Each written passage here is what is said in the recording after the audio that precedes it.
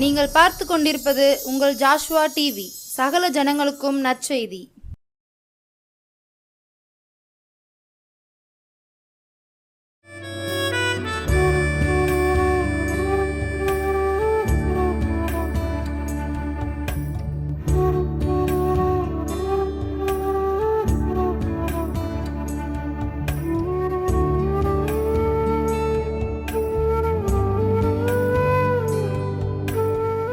பிரியமானவர்களே, உங்கள் அனைவருக்கும் நானே இயேசு ஜீவப்ப ஒளித்தின் மூலமாக உங்களுக்கு நன்றி சொல்கிறேன்.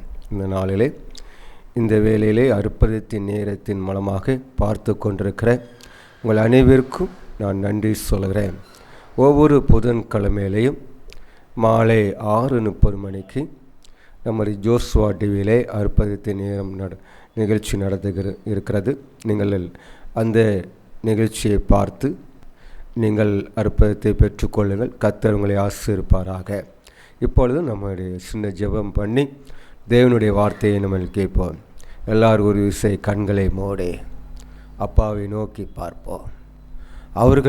அவரை நோக்கி பார்த்த முகங்கள் பிரகாசம் அடைந்தார்கள். அவருடைய முகங்களோ வெட்கப்பட்டு போகவில்லை.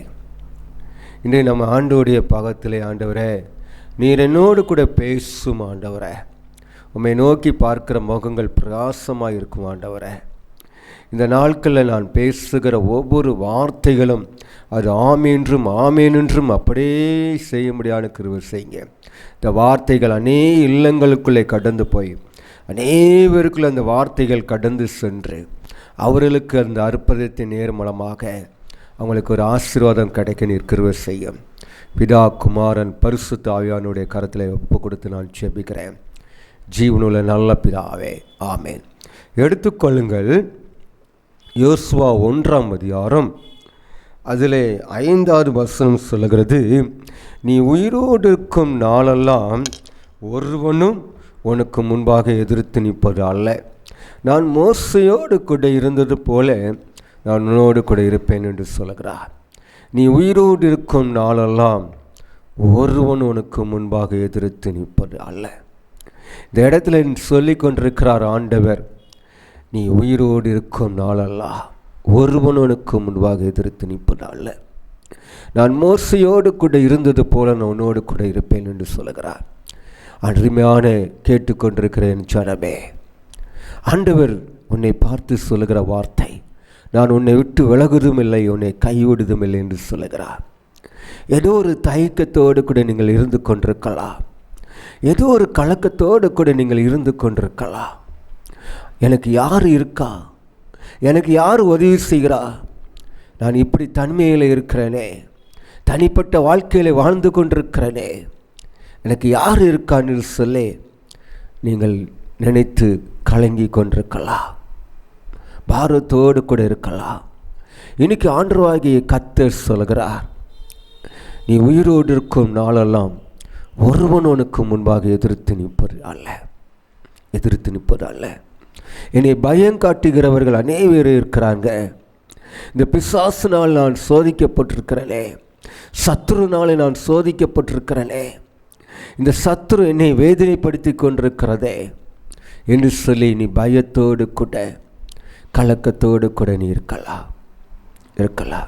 இன்னைக்கு ஆண்டவர் உன்னை பார்த்து சொல்கிறார், நீ உயிரோடு இருக்கும் நாளெல்லாம் ஒருவன் உனக்கு முன்பாக எதிர்த்து நிற்பது அல்ல என்று சொல்லுகிறார். பாருங்க, அந்த யோசுவாவை பார்த்து சொன்ன தேவன் இனி நம்மளை பார்த்து சொல்கிறாரே, உன் பக்கத்தில் 1000 பேரும் உன் வலது புறத்தில் 16,000 பேர் விழுந்தாலும் அது ஒன்று உன்னை சேதப்படுத்தாதபடி என் நீதியின் கரத்தில் உன்னை தாங்குவேன் என்று சொல்கிறார். நீ கலங்க வேண்டாம். நீ உயிரோடு இருக்கும் நாளெல்லாம் உன் தேவனாய கர்த்தர் உன்னோடு கூட இருக்கிறவர் பெரியவராய் இருக்கிறார். உன்னோடு கூட இருக்கிறவர் சர்வ வல்லவராய கர்த்தர் இருக்கிறார். பாருங்க, கர்த்தர் உங்களோடு கூட யுத்தம் பண்ணுகிறவர். ஆடுகளை மேய்த்து கொண்டிருக்கிறான் காட்டிலே தாவீது. பாருங்க, இந்த ஆடுகளை மேய்த்து கொண்டிருக்கிற தாவீது கொஞ்சமும் பயம் இல்லாமல், நமக்கு ஆடு இருக்கிறது, ஆடு மேய்ந்து கொண்டிருக்கிறது, ஆட்டினுடைய மந்தைக்குள்ளே இருக்கிறது ஆடு. அந்த ஆடை வேட்டை ஆடுகிறதுக்கு மிருகங்கள் அங்கே இருக்கிறது. ஆனால் பாருங்க, தாவீது அந்த இடத்துல வந்து ஆண்டவரை ஆராதிக்கிறான், ஆண்டவரை பாடி துதிக்கிறான்.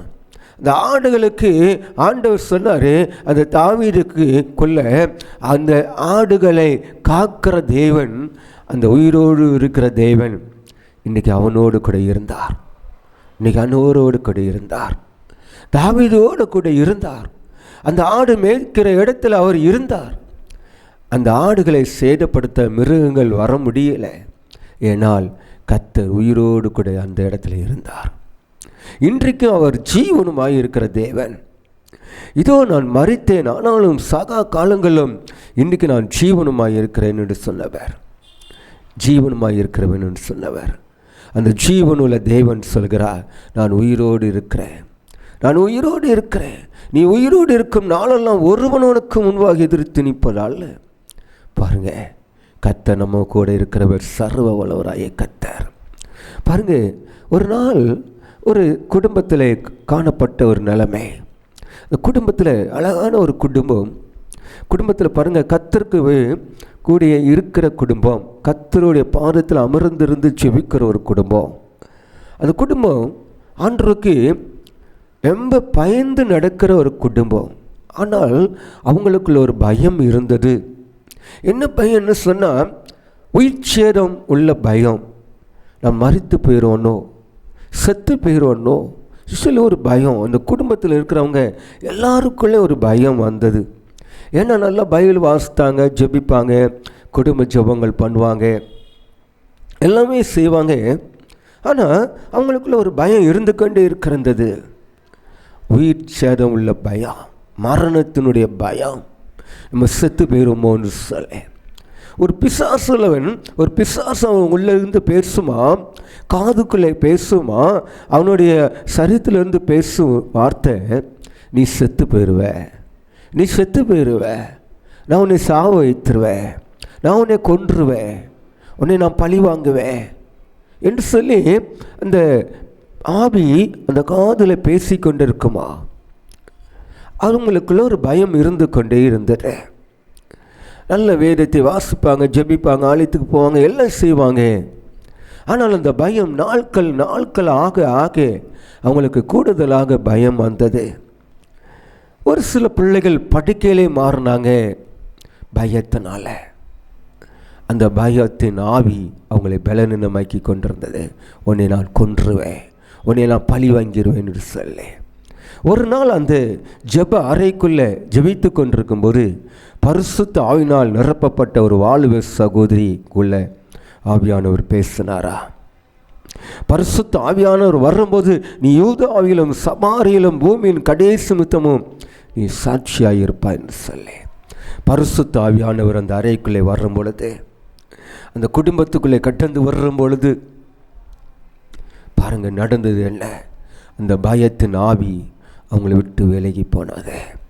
ஆண்டவர் சொன்னாரா, நீ உயிரோடு இருக்கும் நாளெல்லாம் ஒருவனுக்கு முன்பாக எதிர்த்து நிற்பதல்ல, நான் மோசையோடு கூட இருந்தது போல நான் உன்னோடு கூட இருப்பேன் என்று சொல்லி. நிறைய கேட்டுக்கொண்டிருக்கிற நிறைய வீடுகளிலிருந்து, வேலை செய்கிற இடத்துலேருந்து நீங்கள் கேட்டுக்கொண்டிருக்கிற ஜனமே, இன்றைக்கு ஆண்டவர் உங்களை பார்த்து சொல்கிறாரே, நான் உன்னோடு கூட இருக்கிறேன் என்று சொல்லி. பாருங்க, பைபிளில் வேதாகத்தில் ஒரு சமூகம் சொல்லுகிறது.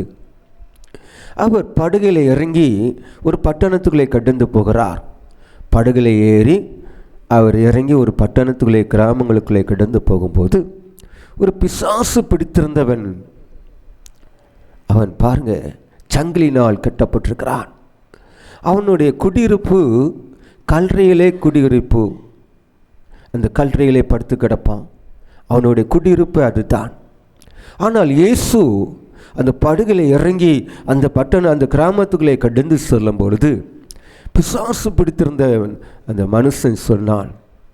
அந்த பிசாசு சொல்லிச்சான், நீர் தேவனுடைய குமாரன், நீர் என்னை வேதனைப்படுத்தையாவா வந்தீர், நீர் என்னை வேதனைப்படுத்தவா வந்தீர். பிசாசுக்கு தெரியுது, இவர் நம்முடைய கிராமத்துக்குள்ளே வந்துவிட்டார், இந்த மனிதனை பார்ப்பார், இந்த மனிதனுக்குள்ளே இருக்கிற கட்டுகளை உடைப்பார் என்று சொல்ல அவருக்கு தெரியும். பிசாசல் அவனுக்கு, நீர் என்னை வேதனைப்படுத்தவா வந்தீர் என்று சொல்லி கேட்டதான் ஆண்டவர் சொன்னாரா, இவனிடத்திலிருந்து நீ போ என்று சொல்லி அதட்டும் பொழுது அந்த பிசாசு சொல்லிச்சான், நான் இவனோடு கூட குடியிருப்போடு கூட இருந்தேன், இவன் தான் எல்லாம் எனக்கு குடியிருப்பு, இவன் தான், இவனுக்குள்ள நான் 2000 பிசாசாக நாங்கள் இவனுக்குள்ளே இருந்தோம், நீ இப்போ போக சொல்லுகிறீர, நான் எங்கே போவேன் என்று சொல்லி ஆண்டவரிடத்தில் கேட்கும்போது ஆண்டவர் சொன்னாரா, நீ பன்னி கூட்டத்துக்குள்ள போ என்று சொன்னாரா. பாருங்க, அந்த பன்றிக்குள்ளே அந்த பிசாசு போய் பன்றிகளும் இறந்து போனது. அந்த மனுஷன் சங்கிலினால் கட்டப்பட்டிருந்தவன், கன்றையிலே படுத்து கிடந்தவன், அவன் பயங்கரமான அசிங்கமான குடிரமான அழுக்கு துணியிலே அழுக்குக்காக காணப்பட்டவன். ஆனால் இயேசு அவனை பார்த்து சொன்னார், நீ உயிரோடு இருக்கும் நாளெல்லாம் ஒருவனுக்கு முன்பாக எதிர்த்து நிற்பது இல்லை என்று சொன்ன வார்த்தையின்படி அவனுக்குள்ள 2000 பிசாசு அவனை வேதனைப்படுத்தி கொண்டிருந்த அந்த பிசாசு பிடித்திருந்த அந்த மனுஷனை நல்ல ஒரு விடுதலை கொடுத்தார். அவனை பார்த்து சொன்னாரே, உன் பக்கத்தில் நான் உன்னை விட்டு விலகுவதும் இல்லை, உன்னை கைவிடுவதும் இல்லை என்று சொல்லே. நீ அப்படிப்பட்ட சூழ்நிலையிலே சத்துருனால் பிடிக்கப்பட்ட சிறை பிடிக்கப்பட்டவர்களாக நம்ம வீட்டில் இருக்கிறோமா? வீடுகளில் இருந்து கொண்டு நம்ம பயந்து கொண்டு இருக்கிறோமா? எதை கண்டாலும் பயப்படுகிறவர்களாய் நம்ம காணப்படுகிறோமா? இன்னைக்கு ஆண்டவராகிய கர்த்தர் சொல்கிறாரே, நீ உயிரோடு இருக்கும் நாளெல்லாம் ஒருவன் உனக்கு முன்பாக எதிர்த்து நிற்பது இல்லை என்று சொல்கிறாரே. ஒருவன் உனக்கு முன்பாக எதிர்த்து நிற்பது அல்ல. ஆமே, அந்த 2000 பிசாசு உள்ள அந்த பிசாசு சொல்லுது, நாங்கள் 2000 பிசாசுகள் இருக்கிறோம், இந்த பன்னி கூட்டத்துக்குள்ளே எங்களை அனுப்பும், இந்த பன்னி கூட்டத்துக்குள்ளே எங்களை அனுப்பும், என்னால் இவனுக்குள்ளே இருக்க முடியல, இந்த மனிதனுக்குள்ளே இவ்வளவு நாட்களாக இருந்தோம், இவனுடைய சரீரத்தை வேதனைப்படுத்தணும், இவனை துன்பப்படுத்தணும், இவனை கஷ்டப்படுத்தணும். ஆனால் நீரோ இந்த இடத்துக்கு வந்ததுனால, இவனை பார்த்ததுனால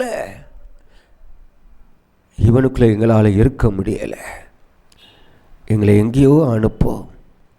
இன்றைக்கு அப்படிப்பட்ட சூழ்நிலையில் நம்ம இருக்கிறோமா? ஏதோ ஒரு பிசாசினுடைய பிடியில் நம்ம இருக்கிறோமா? பிசாசினுடைய அடிமைத்தனத்தில் நம்ம இருக்கிறோமா? இதுதான் எனக்கு பாவம், இதுதான் எனக்கு வாழ்க்கை என்று சொல்லி நம்ம சத்துருகளை தேடி ஓடுகிறோமா? இன்னைக்கு ஆண்டவராகிய கர்த்தர் சொல்கிறாரே, நீ உயிரோடு இருக்கும் நாளெல்லாம் ஒருவனுக்கு முன்பாக எதிர்த்து நிற்பது இல்லை என்று சொல்கிறாரு. ஆமே, நீங்கள் கேட்டுக்கொண்டிருக்கிற ஜனமே, எந்த இடத்துல நீங்கள் நின்றாலும் சரி, என் சரீரத்தில் குடீரமான பிசாசினால், பில்லி சூனியம் கட்டினால், சூனியத்தின் கட்டினால்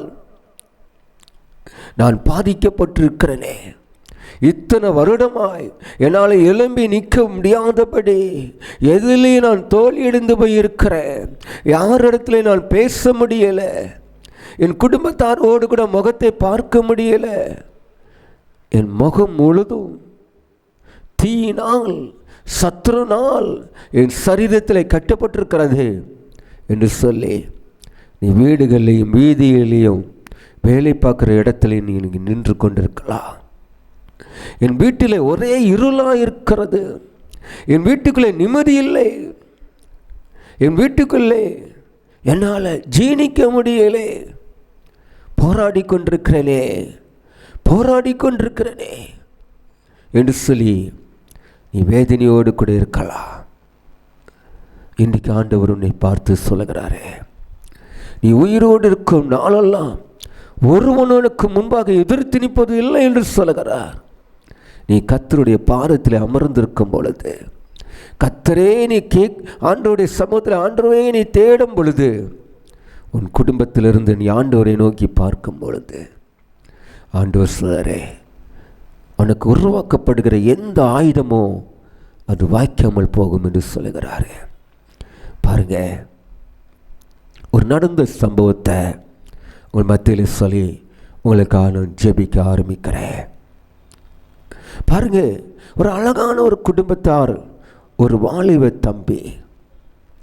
அவன் பாருங்க, இந்த வாலிப தம்பி அவன் நினைச்சுவானா, இரவில் அவன் பாட்டு கடந்து சொல்லுகிறவன், எனக்கு பயமே இல்லை, நான் யாரை கண்டாலும் பயப்பட மாட்டேன், எனக்கு தைரியம் இருக்கிறது என்று சொல்லி அவன் இரவில் எங்கெல்லாம் கடந்து சொல்லுவானா. ஒரு நாள் சுடுகாட்டுக்கு அவன் கடந்து சொன்னானா. அங்கே பிணம் எரிஞ்சு கொண்டிருக்கிறது. இது எனக்கு என்ன செய்யும், இது எனக்கு என்ன செய்யும் அப்படின்னு சொல்லி அவன் கடந்து சொன்னானா. நல்ல மதுவை அடைச்சி கொண்டு மதுவினால் அவன் கடந்து சொன்னானா. பாருங்க, அங்கிருந்த சுடுகாட்டுக்குள்ள இருந்த பிசாசுகள், ஏராளமான பிசாசுகள் அவனை பிடித்து வைத்து அவனை வேதனைப்படுத்தி கொண்டு இருந்தது. 3 வருடம் அவனால் படுக்கையில் எழுந்த முடியாதபடி அவன் சரீரம் முழுதும் கட்டப்பட்டிருந்தது. அவனுடைய உடம்பை பார்த்தீங்கன்னா கருப்பு கலரில் இருக்கும், கருங்கரேன்னு இருக்கும், உடம்புல ரத்தமே இருக்காது. அப்படியே நீர் போகும், அப்படியே மோசம் போகும். எந்திரிச்சு உட்கார வைப்பாங்க, தூக்கி வைப்பாங்க, அப்படியே போயிடும். அப்படிப்பட்ட ஒரு கட்டோடு கூட, பிசாசு கட்டோடு கூட அவன் இருந்தான். பாருங்க, இயேசு அந்த வீட்டுக்குள்ளே கிட்டந்து போனார்.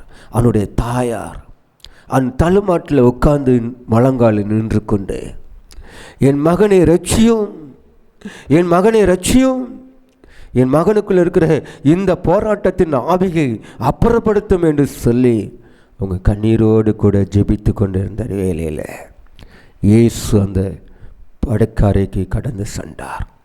அந்த வாலிபனை பார்த்து சொன்னார், சாமுவேல், நீ பயப்படாதே, நீ உயிரோடு இருக்கும் நாளெல்லாம் ஒருவனுக்கு முன்பாக எதிர்த்து நிற்பது இல்லை சாமுவேலே என்று சொன்னாராம். பாருங்க, அந்த வார்த்தை அந்த வீட்டுக்குள்ளே கடந்து சென்ற உடனே, அந்த படுக்க அறையில் அந்த வார்த்தை, வானத்திலிருந்து அந்த வார்த்தை கடந்து வந்த உடனே, அந்த பிசாசு, சுடுகாட்டில் வந்த அந்த பிசாசு அவனை விட்டு விலகி போனது. ஒட்டம்பு முழுவதும் கரங்கரேன்னு இருந்தான், இரத்த ஓட்டங்கள் இல்லை, செத்து போயிடுவான், மரித்து போவான், இவன் இன்னும் கொஞ்ச நாட்கள் தான் இருப்பான், எப்போ மறிப்பான் சொல்ல முடியாது என்று சொல்லி கைவிட்ட நிலைமையில இயேசு அந்த வீட்டுக்குள்ளே கடந்து வந்தார். அவன் படுக்கையை மாற்றினார். நீ உயிரோடு இருக்கும் நாளெல்லாம் ஒருவனுக்கு முன்பாக எதிர்த்து நிற்பது அல்ல என்று சொல்லி, இன்னைக்கு அப்படிப்பட்ட சூழ்நிலையோடு கூட நம்ம இருப்போமானால், இன்னைக்கு ஆண்டவரை தேடுங்க, ஆண்டவரை கூப்பிடுங்க, அவர் உங்கள் பக்கத்தில் வந்து நிற்பார். உங்களுக்கு யாவையும் செய்து முடிக்கிற தேவன் உங்களோடு கூட இருப்பார். எல்லாரும் ஒரு விசை கண்களை மூடி, அப்பா, வீடுகளில் இருந்து கொண்டு பிசாசினால் பாதிக்கப்பட்டவங்க, சத்ருனால் பாதிக்கப்பட்டவங்க, மனுஷனால் பாதிக்கப்பட்டவங்க நேவேறு இருக்கலாம்ப்பா. அவர்களை பார்த்து சொல்கிறேன், நீ உயிரோடு இருக்கும் நாளெல்லாம் ஒருவன் உனக்கு முன்பாக எதிர்த்து நிற்பது அல்லன்னு சொல்லியிருக்கீங்கப்பா. பிள்ளைகளை பார்த்து நீர் கண்மணியாய் காக்கிறீர், உமக்கு ஸ்தோத்திரம். இந்த யோசுவா டிவி மூலமாக இந்த அற்புதத்தின் நேரத்திலே பார்த்து கொண்டிருக்கிற ஒவ்வொரு ஜனங்களுக்குள்ளேயும் ஒரு அக்னி கடந்து போகட்டும் ஆண்டவரே, அக்னி கடந்து செல்லட்டும் ஆண்டவரே, அக்னியான சத்துருகளை எரிக்கிற அக்னி இறங்கட்டும் ஆண்டவரே. இறங்கி நீர் ஆசீர்வதித்துக் கொள்ளும், பலப்படுத்தும். உம்முடைய கரத்தில் ஒப்பு கொடுத்து நான் ஜெபிக்கிறேன். ஜீவனுள்ள நல்ல பிதாவே, ஆமென். கேட்டுக்கொண்டிருக்கிற உங்கள் அனைவருக்கும் நான் இயேசு ஜீவ ஊழியத்தின் மூலமாக நன்றி சொல்கிறேன். ஒவ்வொரு புதன்கிழமையிலும் மாலை 6:30 மணிக்கு இந்த அற்புதத்தின் நேரம் ஒளிபரப்புகிறாங்க. யோசுவா டிவியை பார்த்து நீங்கள் அற்புதத்தை பெற்றுக்கொள்ளுங்கள். நானே இயேசு ஜீவ ஊழியத்துக்காக நீங்கள் ஜெபித்து கொள்ளுங்கள். மருத்துவ ஊழியங்கள், வீட்டு ஊழியங்கள், திருச்சபை ஊழியங்கள், நீங்கள் ஜெபித்து கொள்ளுங்கள். ஒவ்வொரு மாதத்திலையும் மூலியரு ஜெபத்திலே நீங்கள் ஜெபித்து கொள்ளுங்கள். கர்த்தர் உங்களை ஆசீர்வதிப்பாராக. இந்த ஊழியத்துக்கு நீங்கள் கொடுங்கள். கர்த்தர் உங்களை ஆசீர்வதிப்பாராக. ஆமேன், ஆமேன்.